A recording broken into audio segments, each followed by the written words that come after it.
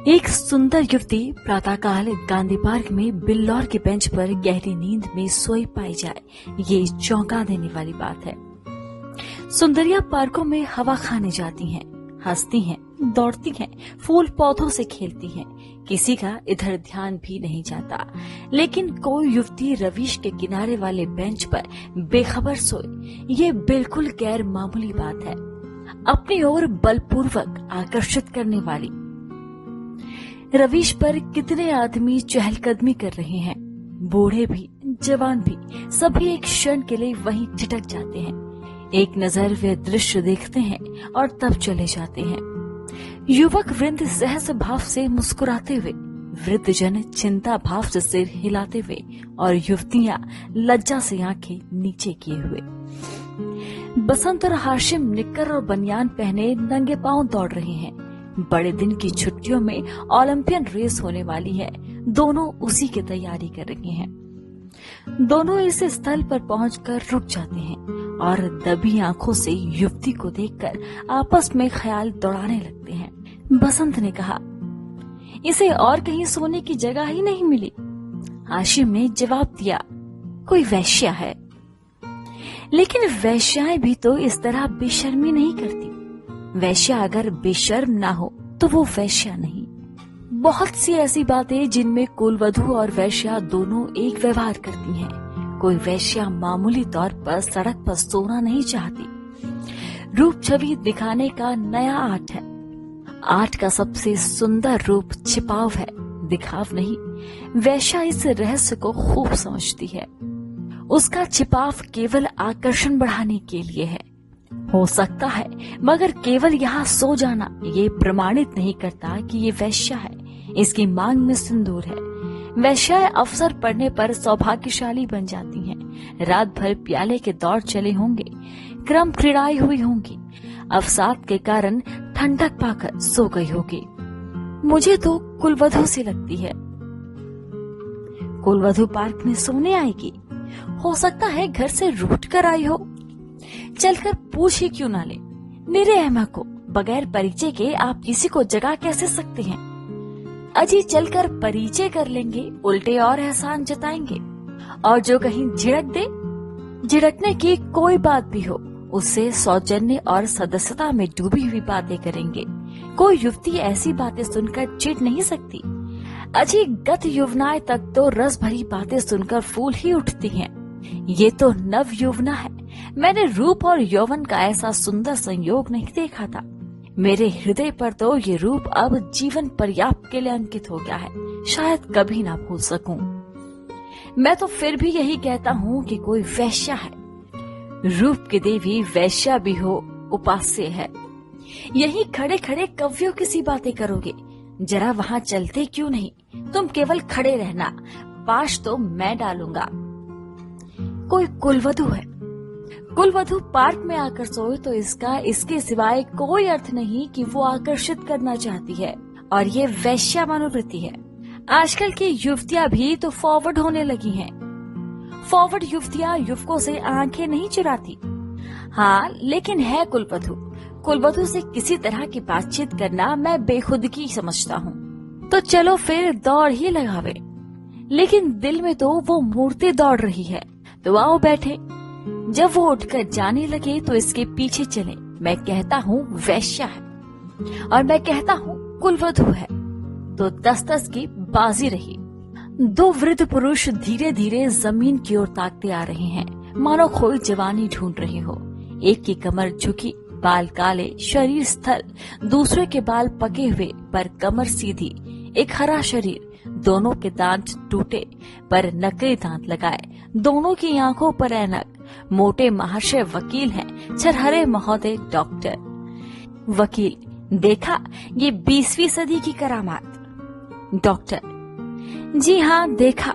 हिंदुस्तान दुनिया से अलग तो नहीं है, लेकिन आप इसे शिष्टता तो नहीं कह सकते। शिष्टता की दुहाई देने का अब समय नहीं है। किसी भले घर की लड़की वैश्या है साहब, आप इतना भी नहीं समझते। वैश्या इतनी फूहड़ नहीं होती, और भले घर की लड़कियां फूहड़ होती हैं। नई आजादी है, नया नशा है। हम लोगों की तो बुरी भली कट गई। जिनके सिर आएगी वो झेलेंगे। अफसोस, जवानी रुखसत हो गई, जिंदगी जहन्नुम से बदतर हो जाएगी। मगर आंख तो नहीं रुखसत हो गई, वह दिल तो नहीं रुखसत हो गया। बस आंख से देखा करो, दिल जलाया करो। मेरा तो फिर जवान होने का जी चाहता है। सच पूछो तो आजकल के जीवन में ही जिंदगी की बहार है। हमारे वक्त में तो कहीं कोई सूरत ही नजर न आती थी। आज तो जिधर भी जाओ हुस्न ही हुस्न के जलवे। सुना, युवतियों को दुनिया में जिस चीज से सबसे ज्यादा नफरत है वो बूढ़े मर्द हैं। मैं इसका कायल नहीं। पुरुष का जौहर उसकी जवानी नहीं, उसका शक्ति संपन्न होना है। कितने ही बूढ़े जवानों से ज्यादा कड़ियल होते हैं। मुझे तो आए दिन इसके तजुर्बे होते हैं। मैं ही अपने को किसी जवान से कम नहीं समझता। ये सब सही है, पर बूढ़ों का दिल कमजोर हो जाता है। अगर ये बात ना होती तो इस रमणी को इस तरह देखकर हम लोग यूं ना चले जाते। मैं तो आंखों भर देख भी ना सका। डर लग रहा था कि कहीं उसकी आंखें खुल जाए तो वो मुझे ताकते ना देख ले तो दिल में क्या समझे। खुश होती है कि बूढ़े पर भी उसका जादू चल गया। अजी रहने भी दो, आप कुछ दिनों ओकासा का सेवन कीजिए। चंद्रोदय खाकर देख चुका, अब लूटने की बातें हैं। बंकी क्लैन लगवा लीजिए ना। आप इस युवती से मेरी बातें पक्की करा दें तो मैं तैयार हूँ। हाँ, ये मेरा जिम्मा, मगर भाई हमारा हिस्सा भी रहेगा। अर्थात ये कि कभी कभी मैं आपके घर आकर अपनी आंखें ठंडी कर लिया करूंगा। अगर आप इस इरादे से आए तो मैं आपका दुश्मन हो जाऊंगा। ओहो, आप तो मंकी क्लैन का नाम सुनते ही जवान हो गए। मैं तो समझता हूँ ये भी डॉक्टरों ने लूटने का एक लटका निकाला है। सच। अरे साहब, इस रमणी के स्पर्श में जवानी है। आप हैं किस फेर में? उसके एक एक अंग में, एक एक चितवन में, एक एक मुस्कान में, एक एक विलास में जवानी भरी हुई है। ना 100 मंकी क्लैंड, ना एक रमणी का बाहुपाश। अच्छा, कदम बढ़ाइए, मुवक्किल आकर बैठे होंगे। ये सूरत भी याद रहेगी। फिर आपने याद दिला दी। वो इस तरह सोई है इसलिए कि लोग उसके रूप को, उसके अंग विन्यास को, उसके बिखरे हुए केशों को, उसकी खुली हुई गर्दन को देखें और अपनी छाती पीटे। इस तरह चले जाना उसके साथ अन्याय है। वो बुला रही है और आप हैं कि भागे जा रहे हैं। हम जिस तरह दिल से प्रेम कर सकते हैं, जवान कभी कर सकता है? बिल्कुल ठीक। मुझे तो ऐसी औरतों से सबीका पड़ चुका है जो रसिक बूढ़ों को खोजा करती हैं। जवान तो छिचोरे, अस्थिर और गर्वीले होते हैं। वे प्रेम के बदले में कुछ चाहते हैं। यहाँ निस्वार्थ भाव से आत्मसमर्पण करते हैं।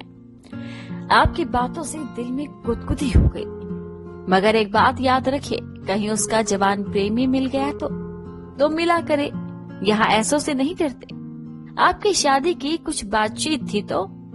हाँ थी, मगर अपने ही लड़के जब दुश्मनी पर कमर बांधे तो क्या हो। मेरा बड़ा लड़का यशवंत तो मुझे बंदूक दिखाने लगा। ये जमाने की खूबी है। अक्टूबर की धूप तेज हो चली थी।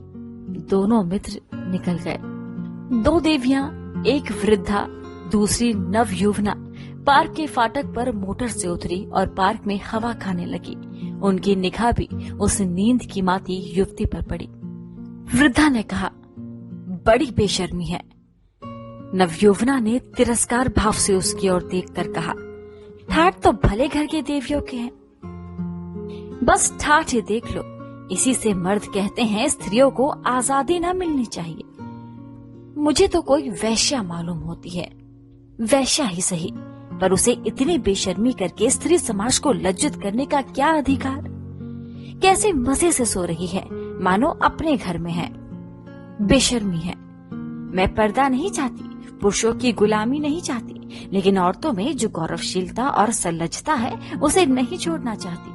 मैं किसी युवती को सड़क पर सिगरेट पीते देखती हूँ तो मेरे बदन में आग लग जाती है। उसी तरह आधी छाती का जम्फर भी मुझे नहीं सुहाता। क्या अपने धर्म के लाज छोड़ देने से ही साबित होगा कि हम बहुत फॉरवर्ड हैं? पुरुष अपनी छाती या पीठ खोले तो नहीं घूमते। इसी बात पर बाई जी, जब मैं आपको आड़े हाथ लेती हूँ तो आप बिगड़ने लगती हैं। पुरुष स्वाधीन है, वो दिल में समझता है कि मैं स्वाधीन हूँ। वह स्वाधीनता का स्वांग नहीं भरता। स्त्री अपने दिल में समझती है कि वो स्वाधीन नहीं है, इसीलिए वो अपनी स्वाधीनता का ढोंग करती है।